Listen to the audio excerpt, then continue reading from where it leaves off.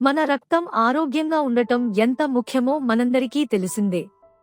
రక్తహీనత సమస్యను తగ్గించడానికి రక్తం పుష్కలంగా ఉండే ఆహారాన్ని తినడం చాలా అవసరం.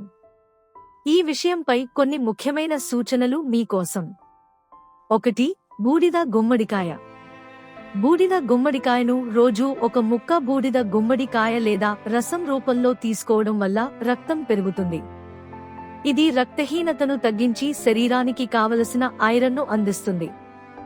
2. తాజా పండ్లు. రోజుకు 3-4 సార్లు పండ్లు తినడం వల్ల రక్తం బాగా పడుతుంది. పండ్లలో ఉండే విటమిన్లు, మినరల్స్ రక్తాన్ని శక్తివంతంగా ఉంచుతాయి. 3. నానబెట్టిన నువ్వులు.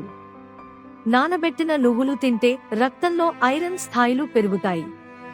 ఇది రక్తాన్ని శక్తివంతంగా మార్చడమే కాకుండా శరీరానికి ఎనర్జీని కూడా ఇస్తుంది. 4. పద్ధతిగా ఆహారం తీసుకోవడం. రక్తహీనతను తగ్గించడానికి ఆరోగ్యకరమైన ఆహారాన్ని రెగ్యులర్గా తీసుకోవడం చాలా ముఖ్యం. శరీరానికి అవసరమైన ఐరన్, విటమిన్ బి12 వంటి పోషకాలు అందేలా చూసుకోవాలి.